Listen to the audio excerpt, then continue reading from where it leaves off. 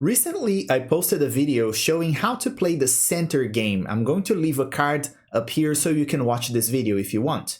And the center game is known as to be an opening that is very underrated and underestimated, but it's extremely powerful if your opponent is not prepared. And sometimes you're gonna have to face some sidelines, some silly sidelines against the center game. It's always good to know how to beat them, and I'm going to show you that in this video. But before we start, I'd like to ask you guys to subscribe to the channel. Leave a like if you like the video and subscribe to the channel. Just click the subscribe button down below. So the center game is a very simple opening, and it's very strong because it's underrated by your opponents, and most of them just don't study this opening. And it happens when you play e4, your opponent plays e5, and then you play d4. And your plan here is when your opponent takes, you're gonna recapture with the queen, and as your opponent is probably going to play knight here to attack your queen, you just drop your queen back, develop your knight and bishop. Oops, the knight comes here, and the bishop, and then you castle long and pawn storm on the other side of the board. If you want to learn how to play this opening properly, you can watch the video that I linked in the description and in the cards. But sometimes your opponent is not going to take this pawn, and what you have to do is study some of the silly sidelines that your opponent can play here. So the most common moves here are playing d5 right away, playing f5 or f6, which is probably the worst move in this case, but we have all these moves proven to be very wrong for black. So first move we're gonna see is d5. When your opponent plays d5, you are going to take the pawn, and if your opponent recaptures here, you're just going to trade queens, and your opponent will have to take with the queen, with the king. And now they are losing the right to castle, and you have an advantage already. So you can keep developing with attack, with tempo, attacking the pawn. They have to do something. The most common move here is to attack our pawn, so they are counterattacking. We play bishop to f4 to defend the pawn. If they do the same, we just castle long. They're gonna have to move the king because we castle long with check, so they have to move the king to e8. And then after that, we develop the knight to e2. And after the bishop comes here, we can kick the bishop away. If they trade, we just capture back with the knight. We're hitting the pawn over there. They develop the knight. We play knight b5 here, threatening here, very obvious fork. And if your opponent doesn't see it, you can win the exchange at least, maybe the full rook. Rook to c8 to defend the pawn and the threat of the fork. And then you can push e6, and after f takes, bishop takes here, and you have a great game. So this is an advantage position for white. Of course, your opponent doesn't have to necessarily take the pawn in this position. They can push the pawn to d4, and if they do so, we have some options here. We can go knight f3, attacking the pawn, and if they defend the pawn, we can just attack the knight, threatening to take the knight and win the pawn. So they might do this to pin our knight to the queen, so we cannot win the pawn. But after we take and they capture back, we damage their structure, and it's very bad. So we can take the pawn with the queen in this case. And after queen takes, knight takes, they might castle long here in this position.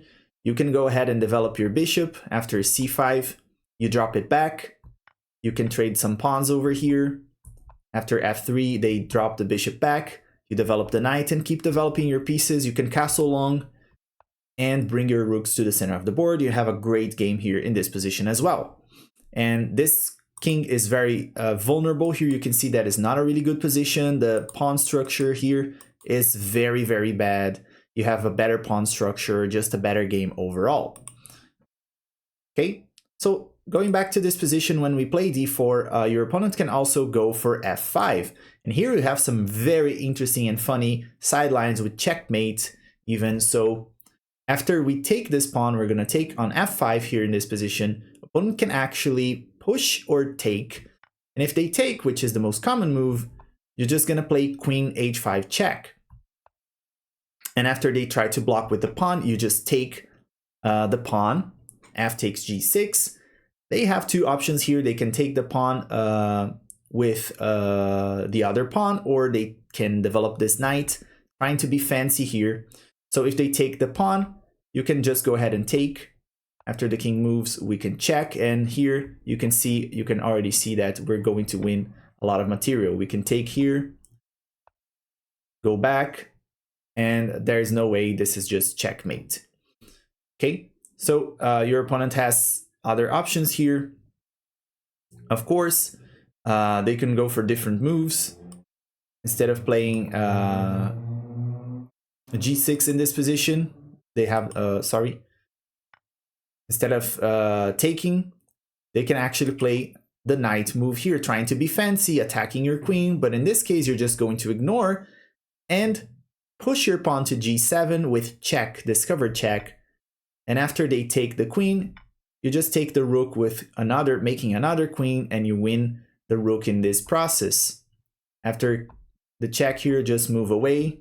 You can trade here, you're up a rook anyway, and you're winning in this game.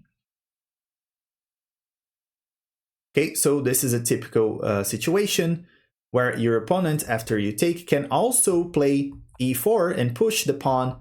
In this case, you're just going to play the same move, queen to h5 check, this diagonal is open.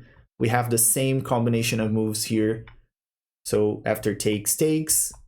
Now we can develop here with more ease. And this is a great position for us. We want a rook in the corner. Okay, so after we play d4, they can also go ahead and play f6, which is a terrible move, by the way, because you can just take the pawn, and after takes, takes, the diagonal is open. We can go ahead and play the same move, queen to h5 check, and after g6, we can go ahead and grab the pawn, winning the rook in the corner, hitting the knight. Here we can just trade the queen. And after knight c3, we just develop the pieces here. Not a big deal, okay? So we always have to be looking for if any of those moves are played. For this, if this pawn is pushed either here or here, we always have to be aware of this queen to h5 check, which is going to be lethal in some cases. And when this pawn is pushed, we always have to keep in mind that if we take this pawn and they take back, the queens are going to be staring each other, so we can trade queens and force black to take with the king, leaving the king without the right to castle, and this is already a good advantage for us. So every opening you play, there are some silly sidelines that your opponent can go for, and you have to be aware and ready to play against them. So you study some of the lines and you know already the typical ideas you can have, just like this one, or taking this pawn, which are going to be good to fight against those uncommon sidelines. If you like this video, please remember to leave a like and subscribe to the channel for more. And as always, I see you guys in the next video.